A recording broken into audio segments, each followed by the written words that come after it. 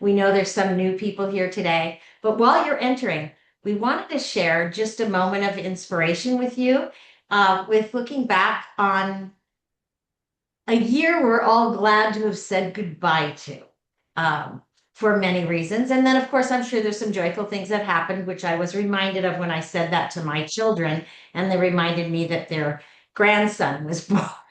Our grandson was born last year. So although there were some lovely things, it's a year politically that we don't mind saying goodbye to. So we're going to share, and give me 2 seconds and sit back and enjoy.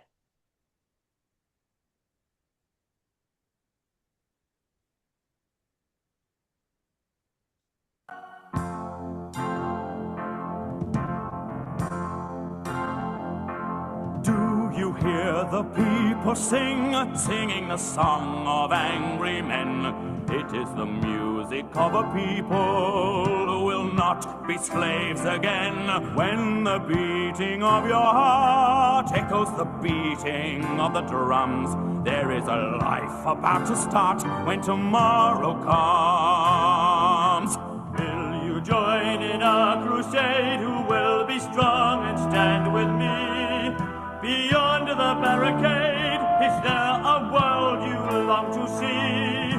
Then join in the fight that will give you the right to be free.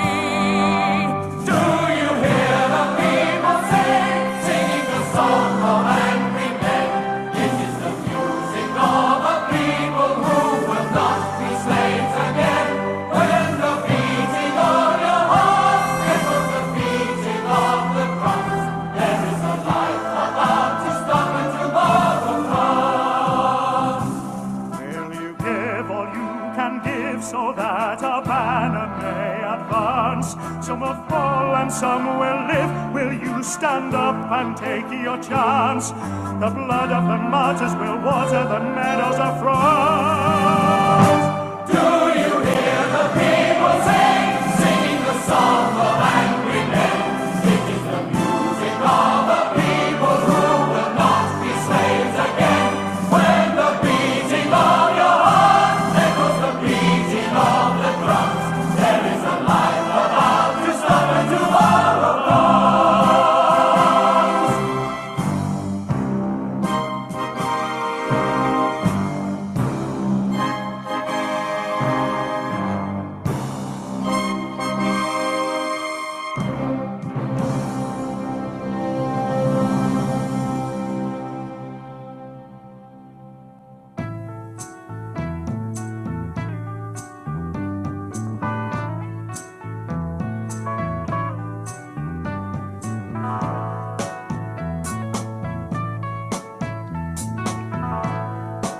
Love is but a song we sing, feels the way we die.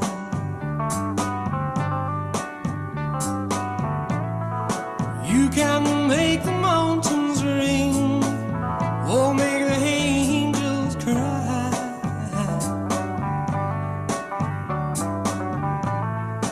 Though the bird is on the wing, and you may not know why. Come on, people now, smile on your brother, everybody get together, try to love one another right now.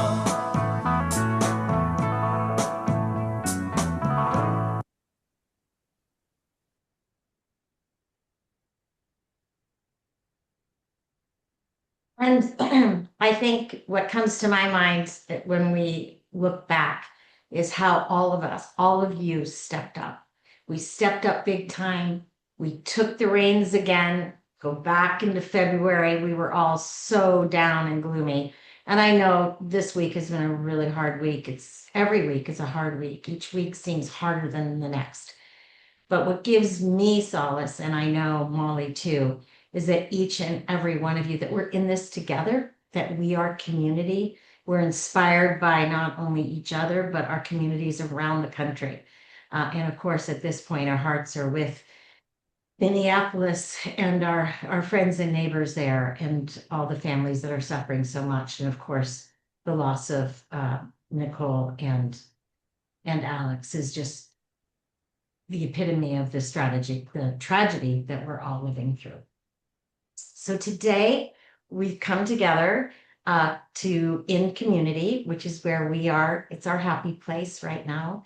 And we're going to talk to you. I'm going to turn it over to Molly in a minute. She's going to walk through how we plan what we're going to do this year. We more than ever need to win.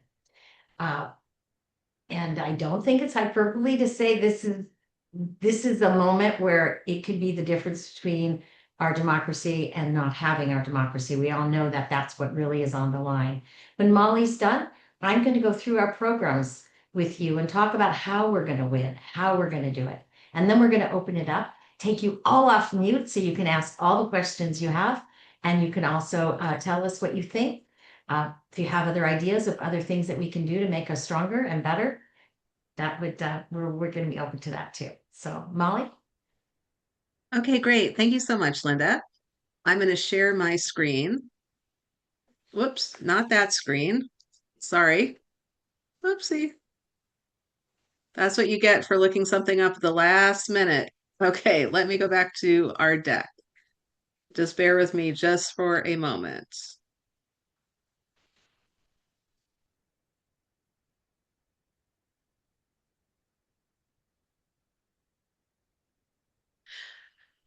Okay, so as in years past, our goals are haven't changed. They are to take back the House, take back the Senate, but this time we really need to strengthen our communities while we do it. And I think we've come a long way since last year in doing that. You can see that by how people have stood up for their neighbors, it all across the United States, especially with all the ICE raids, the mutual aid organizations that have formed. People are really reaching out to their friends, their neighbors, getting people involved at unprecedented levels, and we will need everybody at all levels doing their part. So what is new is we really need to do this in community with our communities. Okay, but let's talk about taking back the House right now. The House is very, very close and it's very, very divided. Okay. So we have 218 Republicans and 213 Democrats with 4 vacancies. Okay. So it's really very, very close. And to win back the House with solid majorities, we need to both hold Democratic seats and flip red seats. And we can't take anything for granted. So, what I'm going to do now is I have broken down the strategy, the seats that we're going to go after by West, Midwest, and East. Okay. And for some of you, if some of these pictures look familiar, it's because I borrowed from Swing Left because I've been to many strategy sessions and I thought their pictures were fantastic. Okay. So let's go through what we're going to focus on in the West. Okay. In the West, we need to hold these 6 seats blue, and we need to flip these 6 seats red. Okay? I'm sorry, we need to flip these 6 red seats. These are the opportunities that we have. And what I want to make clear is that all of these races have been very, very close. They have been anywhere between 4.5% and 6.5% in their margins. So again, because we're so divided, um, and everything is so narrow, it could flip from blue to red in the matter of a cycle. And that's why you see Democrats in control in 2018 and then losing their majorities, and then Republicans gaining back their majorities, and you can see it flip-flopping. And I think a lot of the flip-flop has to do with the fact that we're also very economically divided, and we can see that with the emerging billionaire class. And working people are just not getting what they need. So you've got a lot of voters that maybe aren't party driven, but are looking for the person that can help them make life more affordable and a whole lot better. And that flips depending on who's talking and who they're listening to. So anyway, we're divided on cultural issues, we're divided on economic issues, and these seats are really, really close. So these are our opportunities in the West. These are our opportunities in the Midwest. Okay, so we've got 3 blue seats to hold, and we have 7 red seats to flip. Okay, and so these seats are, we've got a lot of opportunity in Iowa, Michigan, Nebraska, and Wisconsin and Ohio. Those are the seats that we're talking about. Okay, and then on the East Coast, we've got 5 seats we need to hold. And a lot of these seats are in New York. And as you guys know, we worked really, really hard in 2025 to elect Tom Suozzi. And he won that seat, and to really take back seats that we lost in the 2024 election. So we got some of these seats back, but we need to protect them. And then we really need to flip these seats. And New York, Mike Lawler, I'm looking at you. You know, you're not serving your district. A lot of these people really are not serving their district. They're very conservative. But again, all of these races are really, really close. So now I just showed you a whole bunch of pictures, and there's a whole bunch of races. We don't know which seats we can win. And so we really, so it's not just us, it's us and all of our partners. So again, like I said, I borrowed these pictures from Swing Left's presentation because they're going to go after all these seats, and the major organizations are going to go after all of these seats. And then we're going to go after seats within this band that we think we can really use our resources to add to. Okay, but this is a high level lay of the land. These are the opportunities. Now I'm going to turn it over to the Senate. And the Senate, this is going to be much, much harder. And in fact, some of the national organizations aren't going after the Senate seats because they think it's going to be too hard. I don't think we can say that. I think we have to go for what we can. And so, for instance, we need to defend 5 Democratic seats, and they're these seats. So we've got John Ossoff in Georgia. He's running for reelection. But then you'll notice that in Illinois, Michigan, Minnesota, and New Hampshire, all of those people have retired, and those seats are open. And we know that when we have an open seat, it's very, very dangerous, because when you don't have an incumbent, that means there's a higher likelihood that those seats can flip. So we've got to keep an eye on all of those blue seats. But then if we look at the red seats, we have 7 opportunities to go after, and some of these are open too. But again, some of these are in deep red territory, so it's going to be tougher. But still, I definitely think we've got a chance in Maine, Ohio, certainly North Carolina, and Iowa. And some of these seats dovetail with House seats. So if we work on the House races, a vote for the House race can be a vote for the Senate race. So we're going to look at nested races where we can make a really big difference. Okay, so that's the lay of the land for both the House and the Senate. So now what I'd like everybody to do, and we're not going to do it to the end, but just put your questions into the chat about these races. You can do that right now. And then we are going to pivot to Linda, and she is going to talk about how we're going to do it. Okay?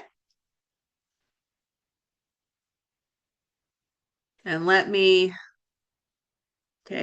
Linda, we're going to unmute you. Okay, sorry about that. And I'm going to Yeah. spotlight you. Okay, and you can go to the next slide, Molly. So Okay. we are going to come out of the gate with gusto and energy and enthusiasm, because no matter, I can't believe how upbeat I am today. I sometimes wonder, why am I happy? Why am I excited? You know why I'm excited? I'm excited because we together have the power to change history, and we are going to do it. We're going to come in peace. We're going to be determined, but we are unstoppable. We have shown that already. We have shown that in winning the special election for the Virginia governor race. We won the Virginia State House, and we won in New Jersey the governor race. That's who we are now, and that's what we're going to do. We've learned a lot of lessons. So let's go to the next slide. We've learned a lot of lessons along the way. And so I'm going to be talking about those lessons as we go through our programs, because a lot of you already know about our programs, but our programs are coming back again in many ways reimagined. So we're going to be registering voters. We're going to be training and mobilizing new activists. And that's where we need each and every one of you. If every single person in this room, this virtual room, went out and grabbed a neighbor the next time you're talking to someone and they're scared and they're sad, and turned them on to sign up to volunteer, go to a rally with you, write postcards, attend a phone bank. We need more and more volunteers. You can see that roadmap. Those are tons of races that we have to win. That means we have millions of postcards to write.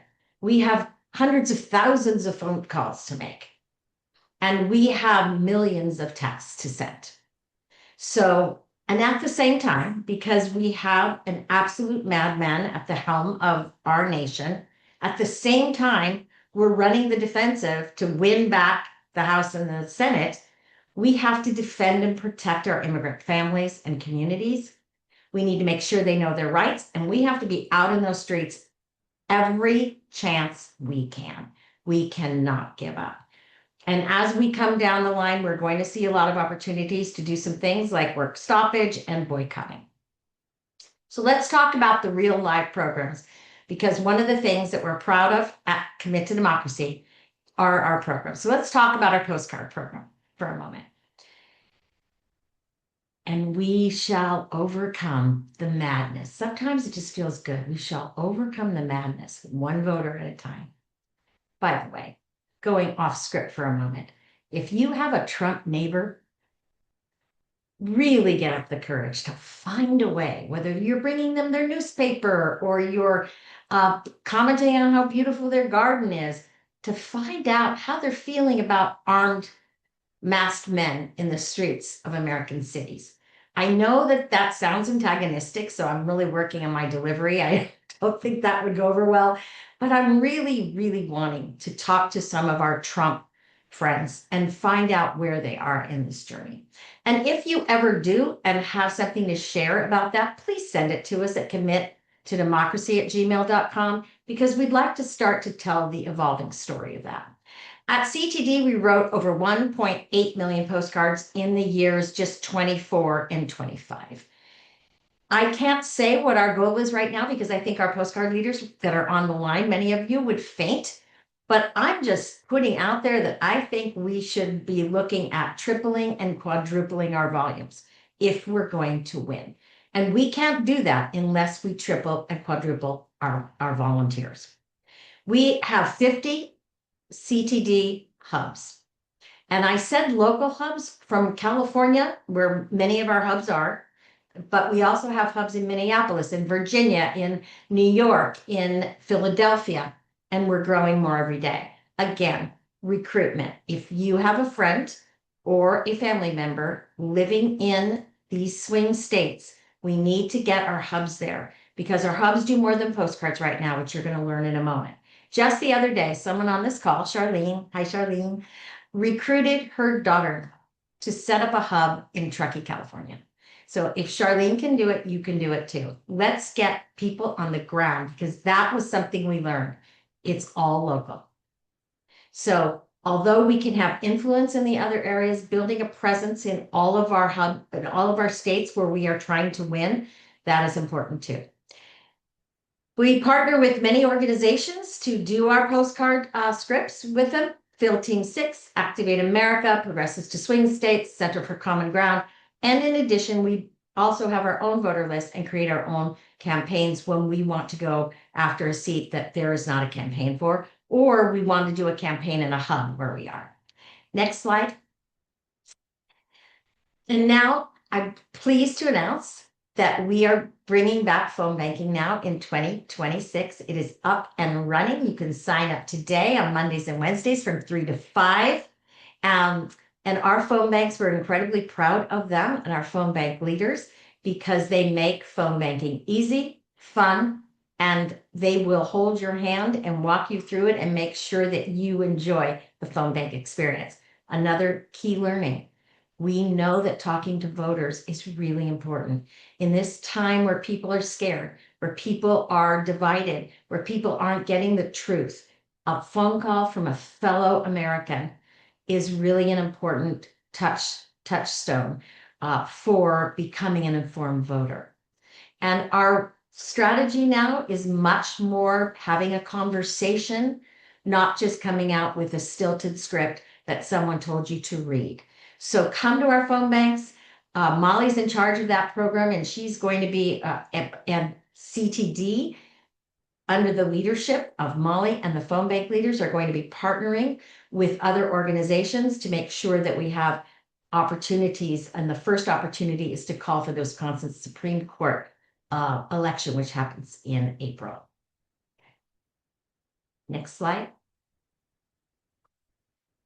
Another way we're going to work is we are going to continue our canvassing. Again, we will be partnering with other organizations, Cal Dems, and also Swing Left, to do canvassing both in Fresno, in Central Valley, and we are going to win District 3. We are putting Kevin Kiley out of a job this year. We've tried 2 years in a row with phenomenal candidates, but now with the redistricting, we have a real chance to win that.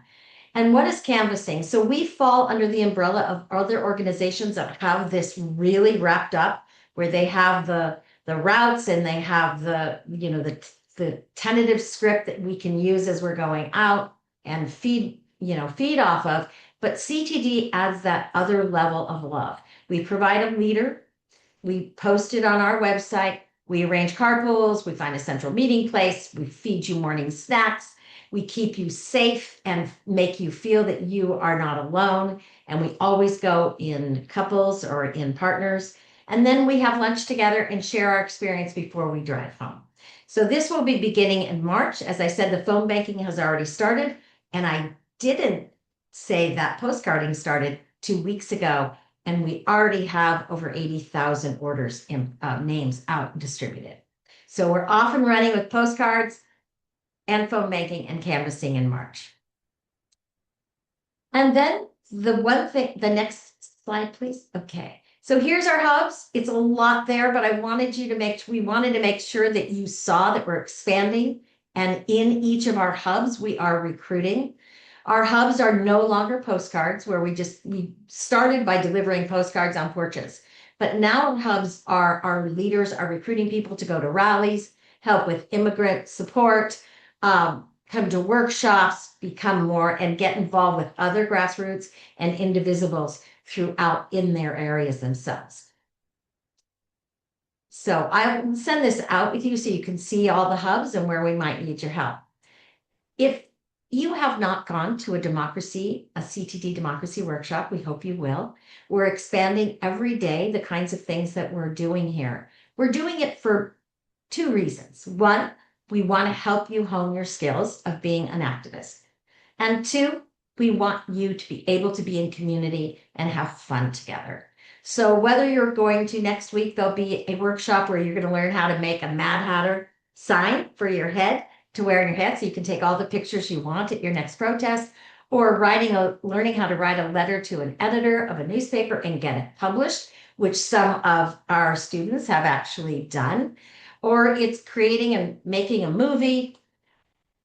This is where, or honing your public speaking skills. Go online to commit2democracy.com and sign up for one and enjoy. Also, though, I do see there's a lot of really strong leaders in this group. So if you have a skill to share or even something fun to do, please let us know at commit2democracy@gmail.com, and you can lead a workshop too.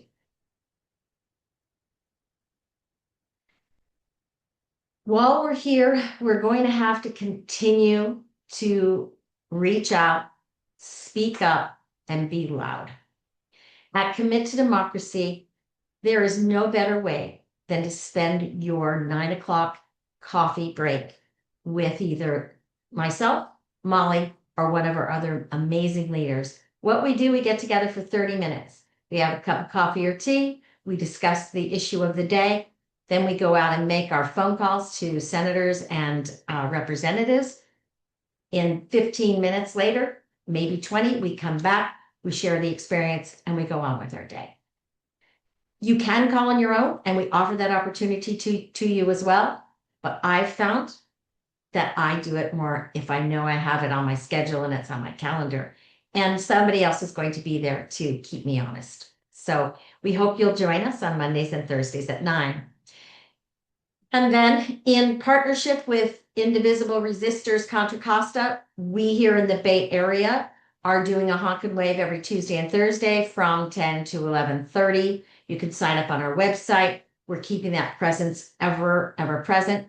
But we have so many other locations. We are a national organization. So just go to mobilize.us and find out where the rallies or the immigration support work is being done and sign up there. We saw what happened in Minneapolis. The power of the people is real, and the power of the consistency of showing up every week somewhere in your community to say no to fascism is incredibly important. So grab a friend or 2 or 3 and get them involved, load them into your car for the next rally, and let's keep speaking out. Another thing we have to do is there's so much misinformation out there that we are working in 2 very important ways to get our information out. One is through social media. So you can visit us. We're on Facebook, Instagram, Blue Sky, and we have a really rich YouTube channel that has amazing training opportunities. All of our workshops are on there, etc. I'm going to challenge you. We need to get this word out. We post almost every single day on Facebook, Instagram, and Blue Sky. And we have a lot of followers, but the game is about the algorithm. And the algorithm doesn't go out there into everyone's timelines unless there is some activity on it, a lot of activity. So if you could do yourselves and us a favor, is every day, just say, okay, it's just a part of your day, like brushing your teeth.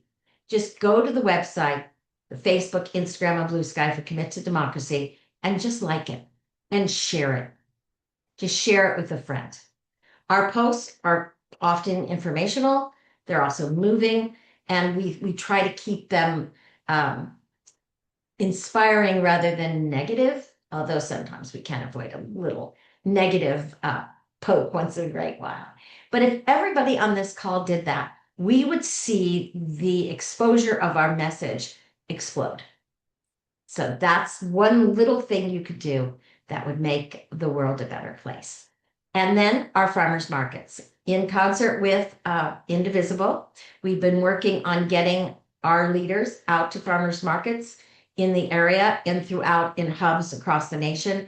We're going to start to do that as the weather warms up more in March and April. You'll see it again. We have a table. We hand out bookmarks that talk about what we do. We hand out flyers, and we always have a little thing of handing out our buttons and bracelets too.